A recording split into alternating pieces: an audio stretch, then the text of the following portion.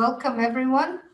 Today we'll be talking about sniffing with multiple probes, why it's a good idea and how to do it. I'm going to start by introducing the speakers. Today's speakers include our CTO, Lee Chenitz, who's had a lot of wireless experience in Wi-Fi and other technologies, such as UMTS, CDMA. He's had a lot of work exposure at the standards organizations, at the Wi-Fi Alliance and IEEE and TIA and ITU, and he's worked closely with the FCC. Lee holds 20 patents. Paul Darcy is our principal engineer, and he's been in the telecommunications industry since 1990, primarily in the 3G, 4G, 5G, LTE area. And he has had his hands in silicon design. And Paul holds 19 patents. Rada Kanan is our systems engineer, based in Dallas, the Dallas area in Texas. She is one of our experts on how to operate the test bed and how to automate tests. So she's going to help us with some demos today. And with that, again, I keep forgetting, the rules of engagement are, we do welcome your questions. You can submit them either in the Q&A, click the Q&A button on the bottom of the screen, or you can raise your hand or simply post a chat and we'll try to get your questions. Please be patient with us. We're going to take breaks to answer questions, so we may wait until the end of a slide or two. Okay, so with that, if you do have, if you're new to Zoom and have questions on how to do all that, just post us a note and we'll help you out. With that, we'll get started. All right, Fanny, thank you very much.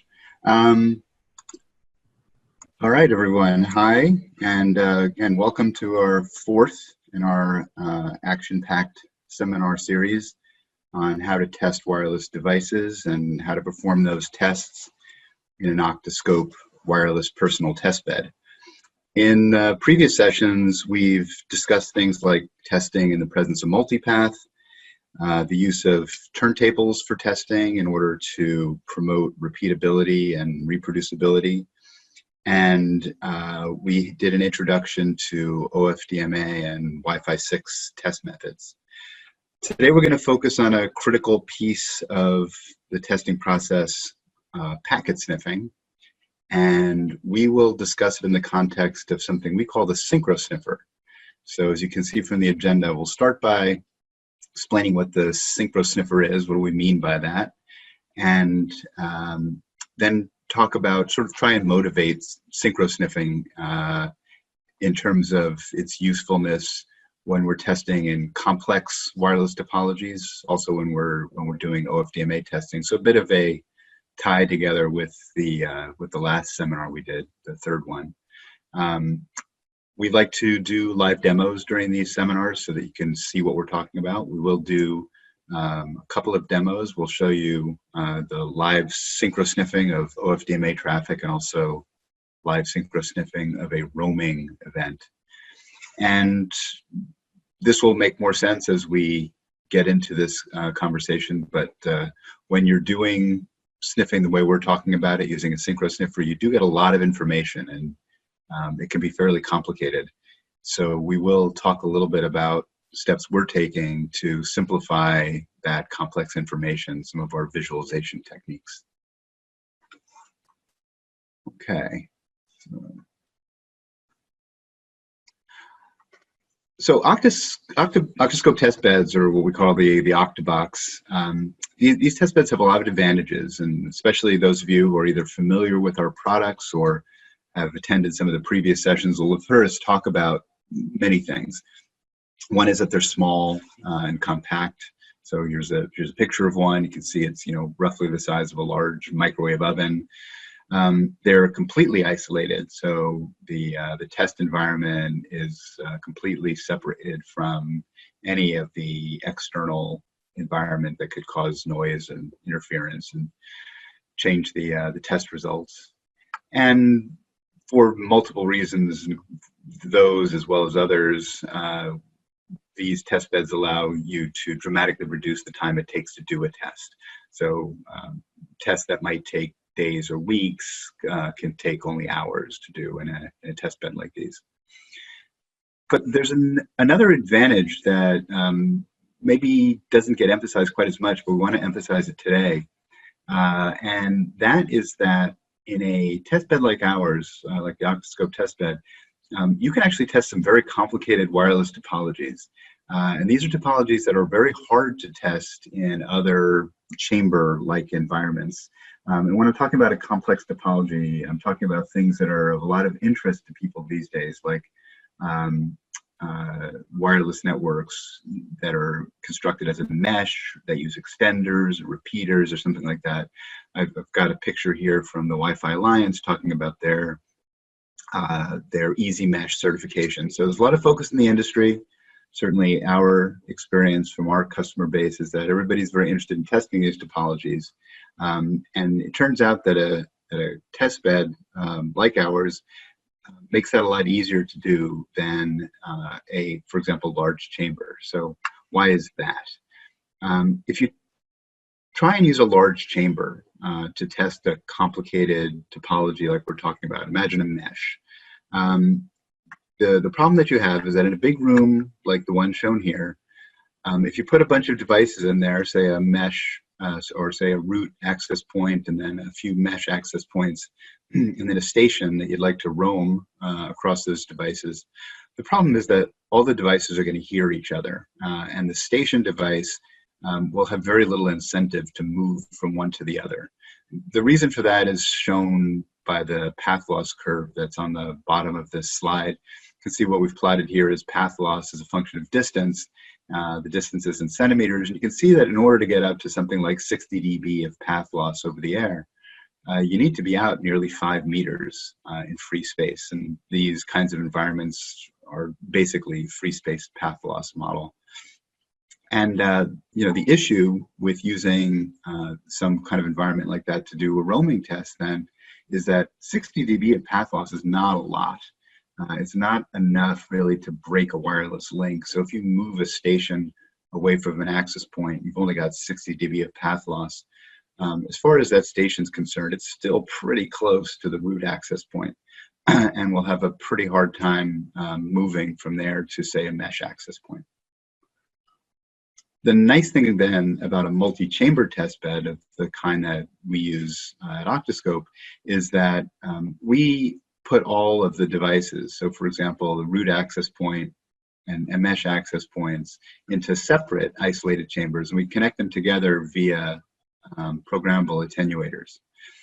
So because of that, we can create fully connected meshes, for example, like the one shown here. And the attenuators give us full control over the distances, which lets us create pretty much any topology we'd like to create. So we can essentially move the root access point and the mesh access point as close to each other or as far from each other as we want.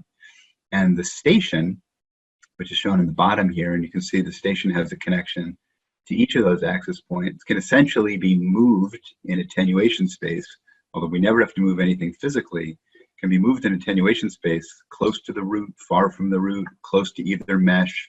And so just via software, we can do a lot of different topology changes and a lot of different roaming kinds of tests in a very simple way. And again, a way that's really difficult to do if you just have a single large chamber.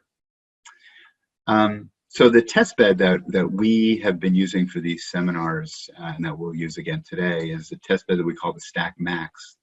We call it that because it's essentially the sort of maximal test bed that encompasses most of the tests that we see our customers wanting to do.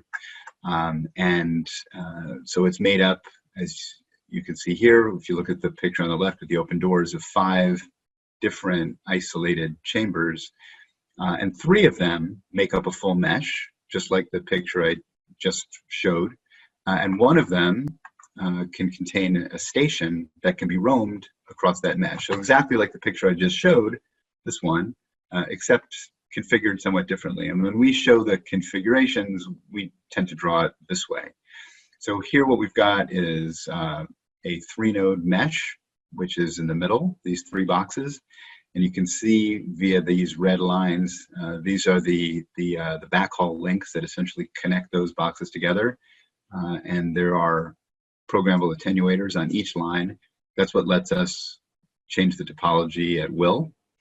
And then on the left-hand side, we have the box that contains the station, either a third-party kind of off-the-shelf station, like a standard phone, or one of our test instruments, which we label here as StayPal.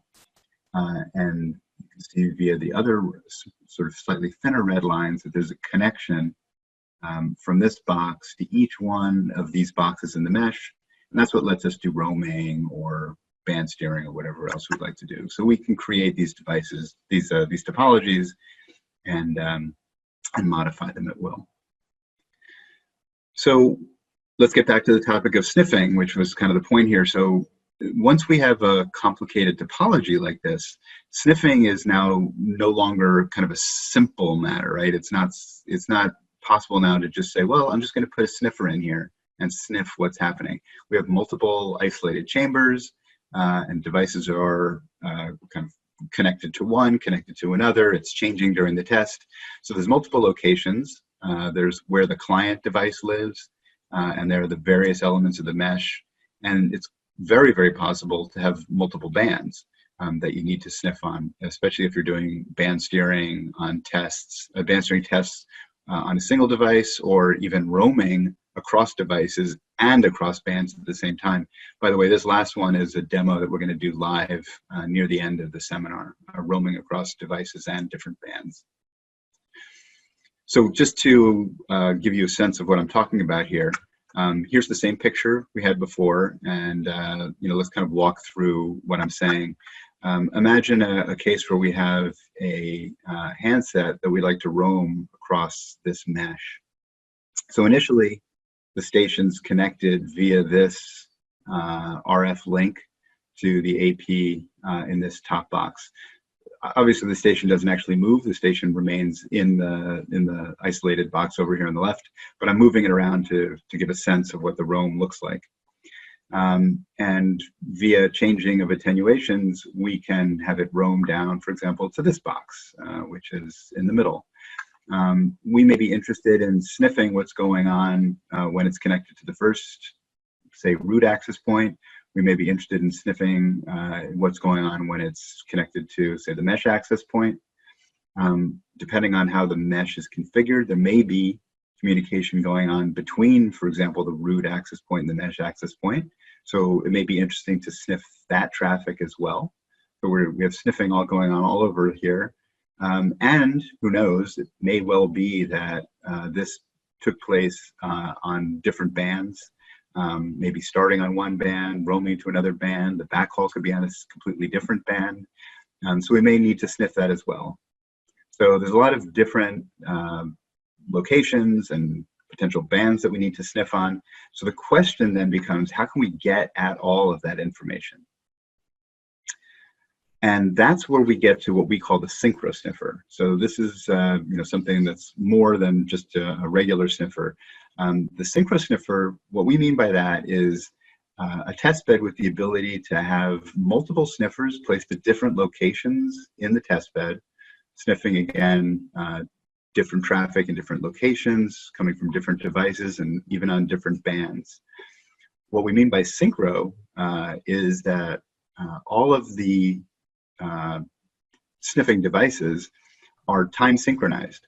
And we do that in our test bed using IEEE 1588, or Precision Time Protocol as it's known, to synchronize all of the sniffing devices together so that when we gather packet capture information from each of them, we can combine that packet capture information into a single combined file where the packets are shown with synchronized timestamps.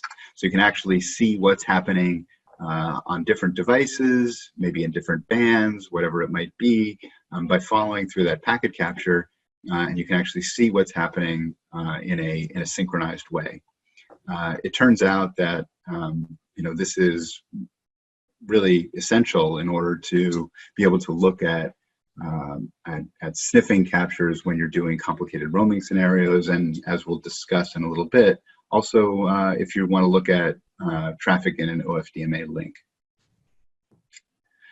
One thing you may be wondering is, so how well synchronized can a set of sniffers like that be? Again, we do use IEEE 1588 to do this. That standard lets you synchronize devices extremely well. It depends a lot on the quality of your clocks and things like that. But in our own testbed, we have looked at the synchronization. And one way we can do this is by setting up sniffers. We set up 4 sniffers, for example, to look at the same access point. And we're just watching the access point's beacons. And then we can analyze that capture and find the beacons in each sniffer that are the same. We can do that by looking at things like the sequence number of the packet and things like that. And as you can see in this plot, so this is just a bar chart of how many sniffers captured each packet. You can see that the vast majority of the time we see those beacons in all 4 of the sniffers. Occasionally we see it in only 3, but again, mostly 4. One of the nice things also about having a set of synchronized sniffers in a testbed is that sniffers are imperfect devices. They are going to miss packets every now and then. And if you do have multiple sniffers, you dramatically decrease the probability of missing a packet, because even if you don't get it in one sniffer, you're highly likely to get it in another. So when we have that data, we can then look at the timestamps from all of the different pairs of captures that are the same beacon, and plot those timestamps. And if you look, that's what this data is showing down here. The standard deviation of that is about 50 microseconds. We continue to work on narrowing that as much as we can. But one of the ways we can do that actually is to use the fact that we can identify the same packet in multiple traces, and then we understand the offset in time between the sniffers, and we can use again sort of packet matching to increase our synchronization accuracy. So when we talk about a synchroSniffer, then in our testbed, what we're talking about are again multiple sniffers all tied together, synchronized using PTP, and simultaneously capturing. Those sniffers can actually be in kind of multiple different configurations. We can have what we call monitor mode probes, or what are known in the industry as monitor mode probes. These are this is a sniffer that's essentially capturing all of the traffic in the air, but it's not part of a traffic link. We also have our devices, our test devices can also function as traffic pair endpoints, either access points or stations, and they can be sniffers while they're participating in the traffic pair. So we call that inline sniffing probes, and that can happen either when the device is in access point mode or in station mode. So there's multiple different kinds of synchroSniffer probes we can have, again, monitor mode probes or inline probes that are either access points or stations. But they all get tied together, and the data all gets pulled back and then merged into a single PCAP file for final analysis. So what that merged PCAP file looks like is shown here. We're actually going to show this live as well a little bit later. But just so you understand what you're looking at here, you're seeing a, what looks like a regular PCAP file in Wireshark. But what we've done is when we capture our packets, we actually stamp each packet with information about the name of the sniffing probe that captured the packet. And then we are actually merging the individual packet captures from the different synchroSniffer probes together into this common file. And so you can see here that if you just scroll down, you can see that we have packets here all captured by sniffer 2. And then we begin to see packets also from sniffer 1. Sniffer 1 and sniffer 2 sort of alternating. And then now we're seeing a lot of packets being captured by sniffer 1. This is actually a fairly common signature for a roaming event. Looks like the device was first near one access point, which is being sniffed by sniffer 2. Then it moved to another one, which is being sniffed by sniffer 1. You will actually see exactly this happening when we do our roaming demo later in the seminar. So you'll see this happening live in what's actually really a really nice demo of this functionality. So I wanted to motivate the idea of a synchroSniffer using this rationale of complex wireless topologies for two reasons. One, it is an excellent description of why you need a synchroSniffer kind of model, and the other is that that's actually how we first developed the synchroSniffer. It was exactly for that reason, for being able to sniff at multiple points in a complex topological deployment for wireless devices. It just so happens, though, that as the Wi-Fi 6 has become the primary technology of interest in the Wi-Fi industry, everybody's talking about it, everybody's looking at how it works. People are still developing on it. It's turned out, what we kind of discovered is that the synchroSniffer turns out to be vital there as well. So, again, what we're saying here, right, is that synchroSniffer, great for multiple locations. I just described that, but also incredibly useful for OFDMA. And it's possible that when I try and convince you of that, you might be saying, well, why, right? I mean, if all you're doing there is listening to multiple devices, can't I just take a monitor mode sniffer and turn it on and hear the traffic from all the devices? That's what I usually do, right? In anything up to Wi-Fi 6, that's what I would do. Just put a sniffer in place and sniff everything. So the answer to why this is true is that, with OFDMA, it's just more complicated than you think it is. So let me explain a little bit why. OFDMA is a multi-station technology, right? I mean, that's basically its point. So this is operating in both the uplink and downlink directions. So let's talk downlink for a second. When an access point is sending packets to multiple stations simultaneously, the information all goes at the same time, and it all goes in one big packet, one big packet sent from the access point to these stations. The way that the stations can tell, which information is for them is that the information in that packet has been broken up into different, what are known as resource units. That's basically pieces of the channel. So that's what I'm showing in this picture. I've got an access point up top. I'm talking to 4 stations on the bottom. The access point has already told the stations that, for example, station 1 is getting this part of the spectrum labeled 106. Station 2 is getting this part of the spectrum labeled 52, and 3 and 4 are getting these 2 chunks labeled 26.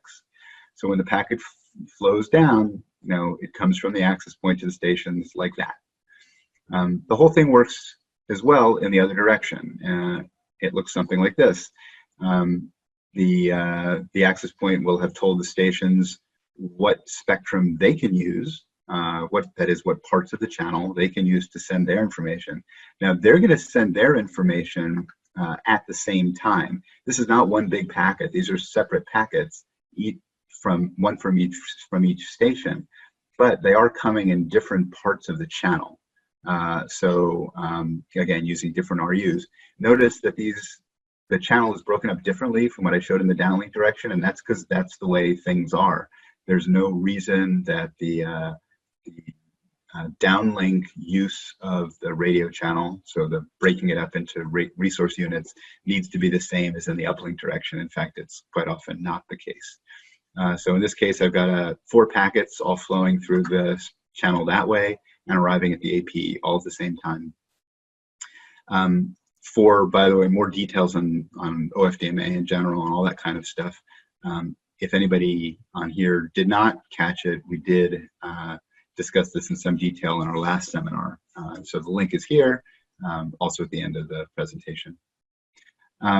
So these are what are known as multi-user packets, right? And the packets from the AP down to the stations are known as HEMU frames, and the packets from the stations back up to the AP are what are known as HE trig frames. And the tricky thing, right, is that a regular sniffer can't see them. So those packets, those HEMU frames and those HE trig frames, are invisible to a standard kind of regular sniffer, regular monitor mode sniffer. Let me show you what I mean by that. So here's a sniffer trace of some OFDMA traffic where the sniffer is just a kind of a vanilla regular sniffer. So what can I see? I can see here what's known as a trigger frame. So this trigger frame is indicating to the stations that they should send uplink traffic. So we're mostly going to be describing uplink traffic, although pretty much everything I'm saying here works in the downlink direction as well. So this trigger frame indicates that there should be uplink traffic coming. The next thing I see is a multi-station block ACK. If you look down here, you can actually see that that block ACK is ACKing packets from 5 different users. They're listed here. So I had the AP telling the stations to send. Then I have the AP ACKing the data. But the question is, where's the data packets, right? I don't see them. And that's really, I'm just showing you what I just described in the previous slides. The packets, unfortunately, are not visible to this sniffer. But if you have a proper kind of OFDMA capable sniffer, then things look different. Here's the same thing. I have a trigger. I have a multi-station block ACK. You can look down, well, actually I don't have it, but you do have a multi-station block ACK here. And if you look in the middle now, you can actually see data frames. And if you look right here, I've highlighted one of those data frames. You can see that the frame format is that HE trig format. So those are the packets that are coming from the station back up to the AP in response to a trigger frame. These are multi-user OFDMA packets. So that's great, but now here's the next problem. As I said, with OFDMA, everything's complicated. So an OFDMA sniffer like this one that lets us see those HE trig packets has one important limitation. And its limitation is that it can only watch the multi-user traffic to and from one OFDMA station at a time. So if I actually have something like an AP talking to 4 clients, and I would like to see all 4 of the data packets, or that is the data packets from all 4 of those guys, I'm going to need more than one sniffer, because each sniffer can only watch one guy.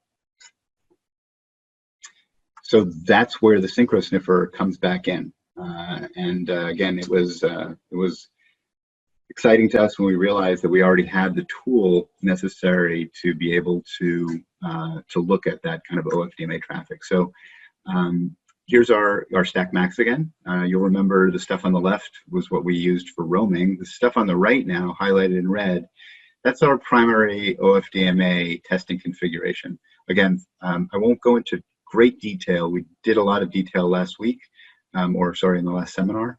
But what I'm showing here essentially is an access point shown in this center top box. And then on the right-hand side, I've got what are known as our stay pals. These are our PAL testing devices that are OFDMA capable stations, and there are many of them in that box. There's actually 16, and therefore we can set up 16 stations for OFDMA. So you might have the AP talking to 16 stations, or you can use that for synchro sniffing. And that's where it gets kind of interesting. So the state pals in that PAL box can be configured in pairs. So you don't have to think of them as just individual separate stations. You can think of them as pairs where you have one sniffer assigned to each traffic endpoint. So we're showing the 16 state pals in that box and how they're connected in to talk to the device under test. So again, we have 16 endpoints. Up to 12 of them can be set as synchroSniffer probes. Those are the brown ones that are shown in this picture. So that means that we can watch, if we want to, all of the OFDMA traffic using multiple OFDMA capable sniffers. So we can actually assign, for example, one of the state pals to be a traffic endpoint and another sniffer to be a monitor, and to monitor that particular endpoint. So for example, these two can be a pair, an endpoint and a sniffer, and then these two can be a pair, an endpoint and a sniffer. We can do that throughout the whole thing. So we can end up, for example, there are many different possibilities, but we could end up with 8 traffic endpoints and then 8 sniffers that are watching, each sniffer watching one of those traffic pairs. So the real kind of killer combination from an OFDMA sniffing point of view is synchro sniffing with OFDMA capable sniffers. So in that case, as you can see here, what you'll be looking at are packets that are being captured, for example, by one of our state pals that I've labeled here as state pal 2, other packets that are being captured by, for example, state pal 3. And they're all HE trig packets, and they're all being time aligned via the synchronization of the sniffers. So, so that's where we get into some, kind of really interesting and powerful capabilities from an OFDMA point of view. So with that, and I'm not hearing that there's questions yet, I'm going to turn this over to Paul, who's going to walk us through an example, actually, of synchro sniffing OFDMA packets from multiple stations. Okay, thanks, Lee. Can you see my screen? Nope. Not yet.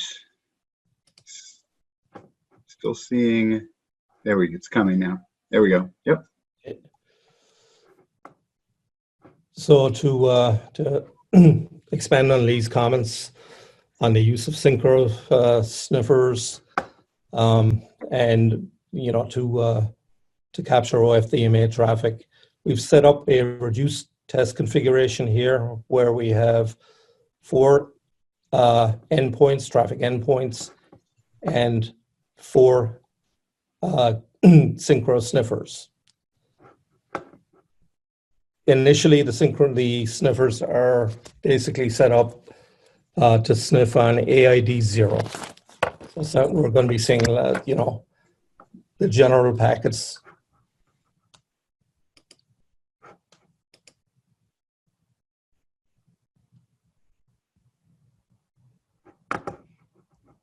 So here you can see that the system is up.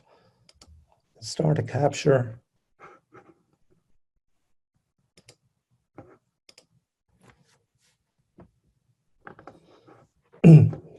And basically you're seeing the capture in progress.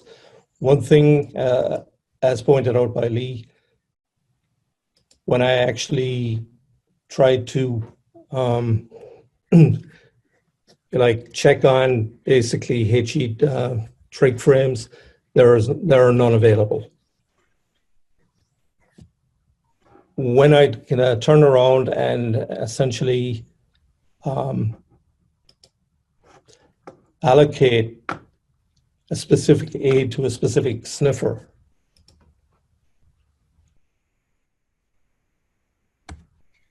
Right, so what Paul is doing here is pointing the sniffer at a specific station now.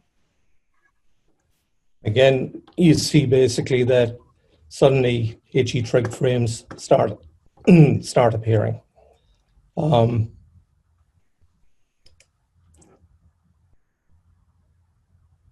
G information. Here you can see basically HE trig frames. Similarly, as I continue to add to add sniffer capability to individual endpoints,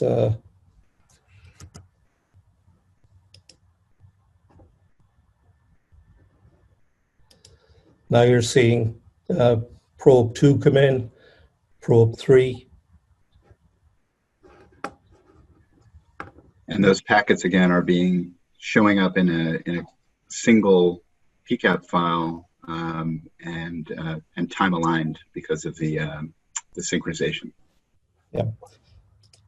And we can keep on doing it. You know, obviously we have the 4 sniffers.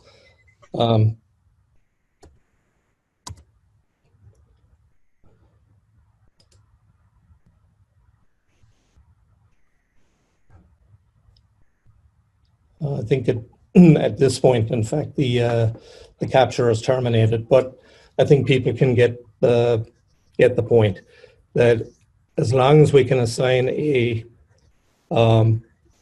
single sniffer to a traffic endpoint, we can actually capture both data and control packets. Yep.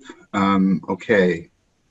Yep. Thanks, Paul. So right. So that is that's basically kind of showing live what we were talking about there, which is that we can assign specific AIDs to specific sniffers, and then each one of those sniffers will be essentially shadowing one of our traffic pairs. And then using the synchronization, we can pull all of that together into a single combined file. I think one of the things I actually wanted to mention was you saw the way Paul assigned the AIDs to the sniffers. That's using some sort of prototype functionality that we have. All of this functionality is being pulled into our main software package, and some of it will be quite automatic in terms of the assignment of AIDs to sniffers, and others will be under user control. But what you saw there was the functionality being demonstrated. We have a question from Bruce. Yeah. Why can't the monitor mode station see all our use in an OFDMA transmission? Can't it see the whole channel? Yeah. So the reason is that the sniffers tend to be act like stations devices, and there just are no so the information that is required in order to know how to break up the channel is encoded in a couple places. If it's downlink, it's in a what's known as the SIGB header, which the station would then have to decode. And then what stations do is they decode that, and then they pull out the part that's for them. In the other direction, we'd actually have to grab a trigger and then decode the information for essentially all of the users. There's simply no devices that do that.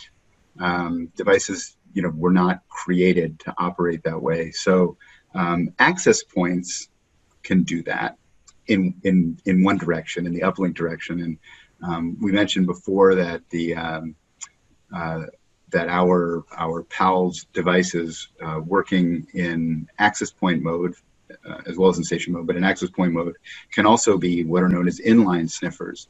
So a PALS 6 as an inline sniffer can actually see all of the traffic from all of the AIDs and all of the RUs coming to it. But that's kind of the only device that can do it, and it can only do it for uplink traffic. So if you really want to be able to see uplink or downlink traffic or something like that, the synchroSniffer is really currently the only way to do that.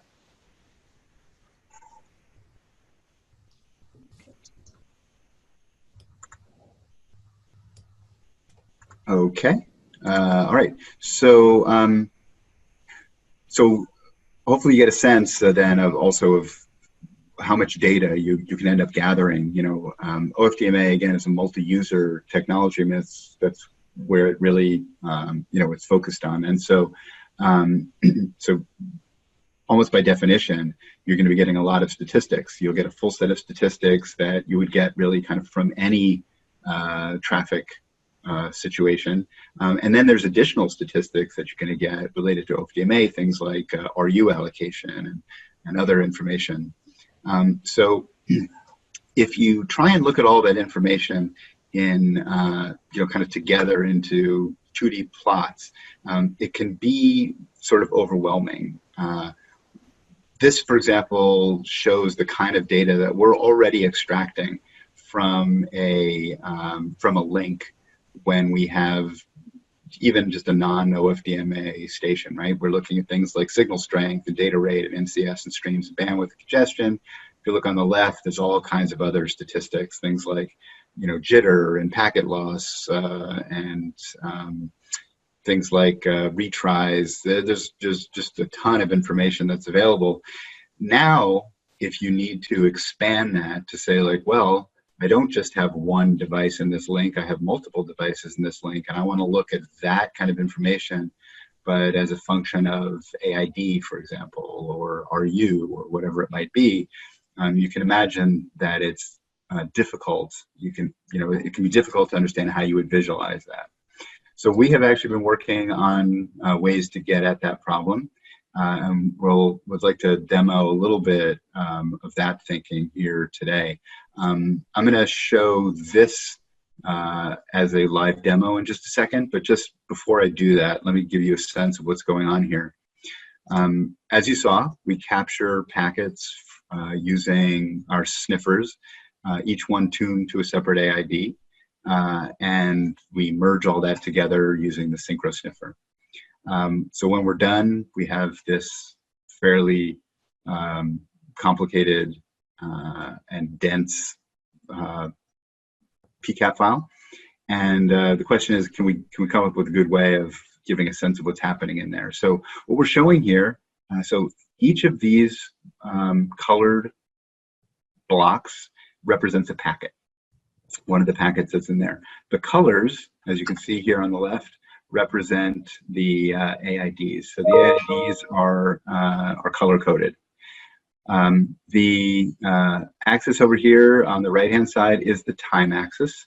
So that shows us when the packet arrived in time relative to the first packet in the capture, and the width of it along that axis represents the packet duration.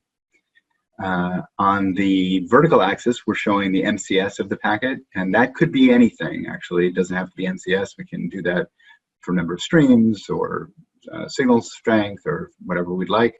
And then on the axis that's kind of in the front here, we're calling that bandwidth. So what that's helping us see is essentially what RU that packet either was sent or received in. So, in either the uplink or downlink direction. So, so this is a way we can kind of visualize this fairly complicated set of data. And let me show you what that looks like in kind of a real-time view. So here's a view of that data. This is very similar to the data that Paul just captured for us live. What we're seeing here is the first set of packets. So you can see that there are packets from 3 different AIDs, AIDs 1, 2, and 3. You see how they're color-coded here, the blue and the red and the green. If you hover over them, you get information about each packet.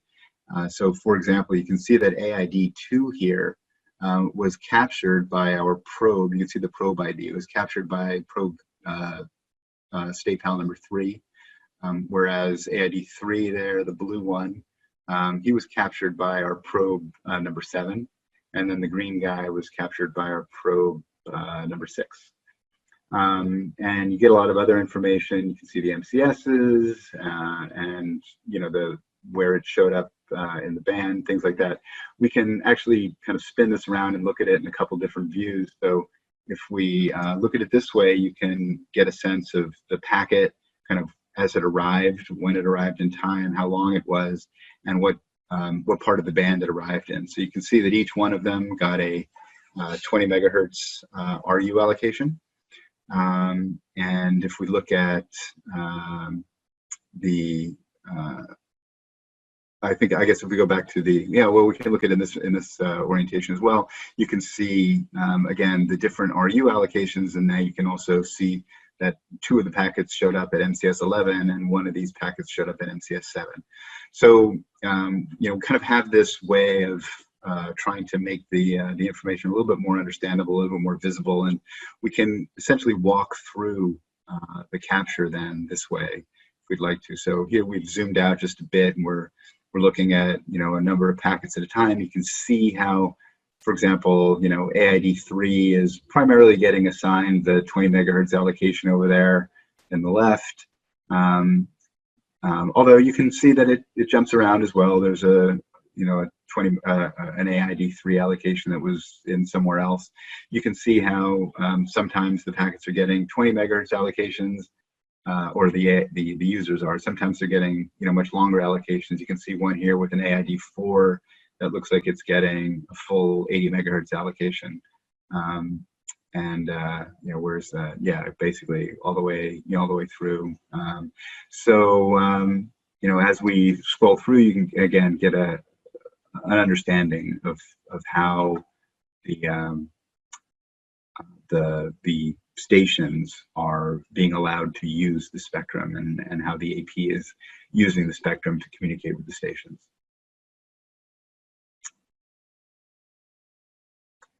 Okay, if there's no questions on that, again, if you do have questions, we'll come back, we'll talk about it some more. But so that being said, if you remember the way that we kind of motivated the whole topic of synchro-sniffing at the beginning was based on this idea of more complicated wireless scenarios with roaming and meshes and things like that. So what I'd like to do now is have Radha walk us through a demo of synchro-sniffing while a station is roaming between 2 access points, 1 access point on the 2.4 gig band and 1 on the 5 gig band. So you'll see it roaming not only between devices but across bands, and you'll see how the synchro-sniffer can let you follow that in real time. Meanwhile, we have a question, Lee, if you want to take it. Yeah, sure. From Bruce. Have you seen how various traffic types impact RU allocation? How do clients report their data requirements? Oh, that's a pretty interesting question. So not exactly the topic for today, but yes, we definitely do see that. That different traffic types will seem to impact the RU allocations. Just by the way, we are focused right now a lot on trying to figure out how to make the information visible. We haven't focused so much on really, say, like diving into the details of what the schedulers look like or what they're doing or if they're doing things well. But we definitely see certain traffic patterns where an AP may be allocating, for example, let's imagine one where we have 4 stations, and we'll see RU allocations that will be on an 80 megahertz channel 40 and 40, and then 40 and 40 maybe for a different pair, but always 40 and 40. And we'll see other traffic where it'll go 420s constantly. So we can see that for sure. And sorry, the second part of the question was, can you say it again? What was the second part of the question? How do they report? Yeah, how do they report the data requirements? So there's a buffer status report. So it's it comes from the stations themselves, and it indicates to the access point the size of its transmit buffer, like what it's hanging on to and what it needs to send. And again, based on the buffer status report, the AP should be changing its RU allocation to kind of make sure that those buffers get drained, you know, in a reasonable time. So we do watch that as well. That's some of the other things we're doing is looking at the buffer status reports and seeing how the buffer status report information tracks with RU allocation from the AP for the uplink traffic. So yeah, both good questions. Really interesting from the point of view of understanding how OFDMA is working. Again, our focus is on making that information accessible to people. We don't focus that much on trying to, you know, kind of debug somebody's scheduler. I would just add that we haven't seen more than 8 RUs allocated in an 80 megahertz channel. Right. And that's way below what is the maximum. What is the number of the maximum are usually? 37. 7, right?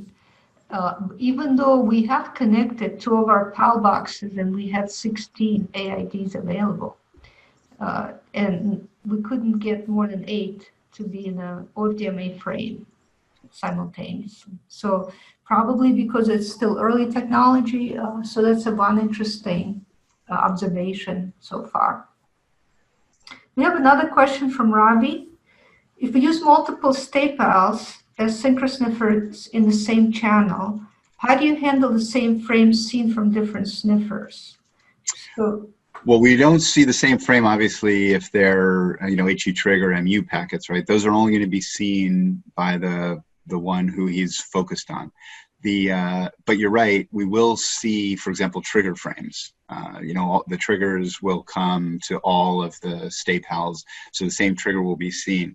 I kind of talked about that a little bit at the beginning, in you know, talking about how we can use repeated packets to further time align the streams that we have. At the moment, we are putting all of the packets, even repeat packets, into the capture. But again, we do have the information. We can identify repeat packets, and we may, and this is something we work with our, you know, customers on, if that's, you know, important feedback.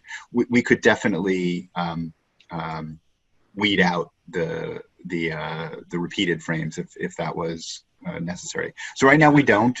So we don't get repeated frames for HEMU or HE trig packets. We do get it for anything that's more like a control frame, like a trigger frame. right. We decided not to be too smart and just let the user have all the packets for now, because in some cases they will also be at different levels, signal levels. Say if one sniffer probe is in one point in the mesh, the other is two nodes away through a repeater. They may hear the same packets, maybe not at the same RSSI. So for now, we're just leaving it as extra information. They're easy to identify, though. Radha, how are we doing? Are you ready to switch back? I'm just gonna run the test again. Give me a second. I think we're ready.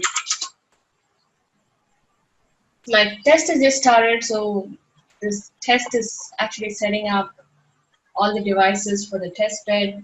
It's completely automated. It's gonna set up the devices and set up the attenuators and associate the client to the 5 gigahertz access point, and then it's gonna roam. So this is pushing the configuration from our UI, and we have our traffic pairs entered here. We're running traffic from our server to the client, and we can add all the attenuators here. So while this is just pushing the configuration, it's going to take a couple of seconds. Yeah, while this is happening, I guess it wasn't really the focus of this seminar, but we can use it just to highlight something, which is that all the devices in our test bed exposed REST APIs. So they are fully automatable. And we have a set of, we have a Python library that lets you control all the devices, via Python. So we often will do complicated tests like this using automation, and you're seeing that happening live right now. Go ahead, Radha. Yep. So I have the sniffer up again, and my test has started. So I'm just gonna show you the test running. And the client is first associated on 5 gigahertz. You can tell by the throughput and the RSSI is here. And as we are roaming, the RSSI is dropping, and I'm just gonna put the sniffer capture right by the side. And we can notice the probe ID to see where the client is associated. So right now it's associated to the 5 gigahertz access point. The throughput is dropping, the RSSI is dropping, and that shows us the client is moving away from the 5 gigahertz AP. And now that it's disassociated, if we look at the sniffer capture, we see 2.4 and 5 gigahertz packets, and more of 2.4 because the client is seeing the 2.4 gigahertz AP. And once the RSSI is back, we see it's associated, and the throughput is back up. So client is on 2.4, and it's moving closer to the 2.4 access point. You see the throughput ramp up, the RSSI ramp up. And what the test also does is once it ramps up and to 2.4, we're going to ramp back and see the client roam from 2.4 gigahertz AP to the 5 gigahertz AP again. So at the same time, we can see with the RSSI changing, we see the data rate and the MCS drop and increase while it's moving closer, and we see the increase in throughput, we see the data rate increase. So now it's at the peak, and the RSSI is dropping again. So it's the client is moving away from the 2.4 gigahertz AP, and we can again see the drop in data rate, MCS, and the throughput simultaneously on the same plot.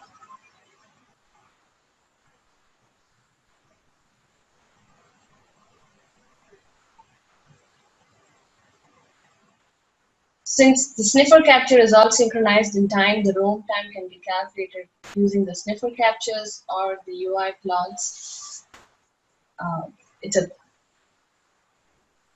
with multiple and also the CSV reports, so we can find the roam time using 3 different.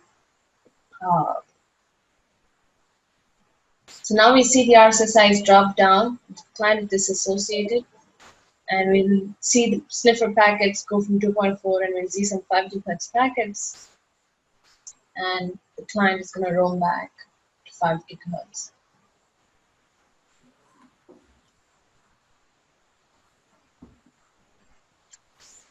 There we There it goes.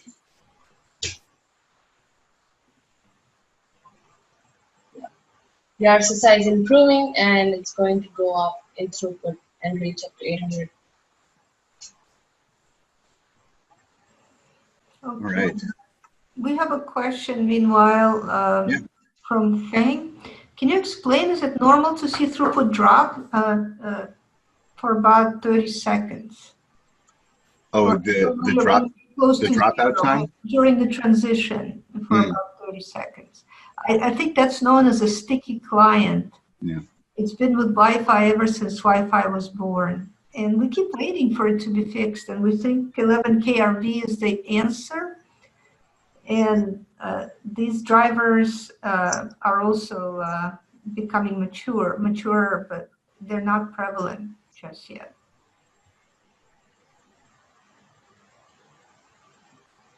Right. I think we actually configured this one to hang out. I think the roam threshold is quite low, so it's done this way on purpose for this demo. But as Fanny said, there are definitely Wi-Fi technologies that would speed this up if supported on both ends of the link.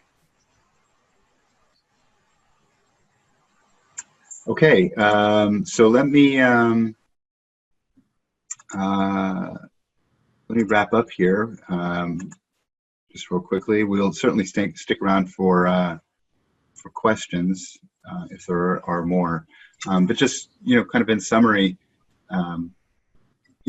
sniffing becomes more complicated as we have more complicated things to test. So either complex topologies like mesh and extenders, or advanced protocols like OFDMA. And for reasons that hopefully we've made clear today, those require some fairly sophisticated sniffing technologies.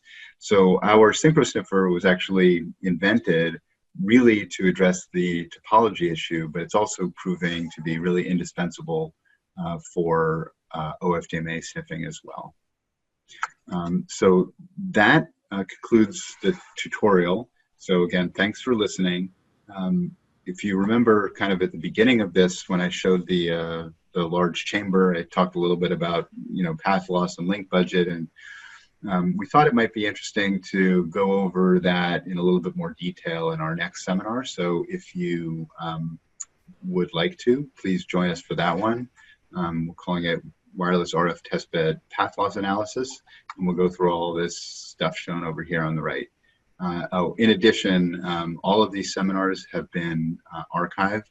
So the first three, I think all the information is on our website, but the first three are at the links shown here, and this one will be archived as well. Okay. Well, with no more questions, thank you, folks, for joining us, and we hope you join us for the next one as well. Bye-bye, everyone.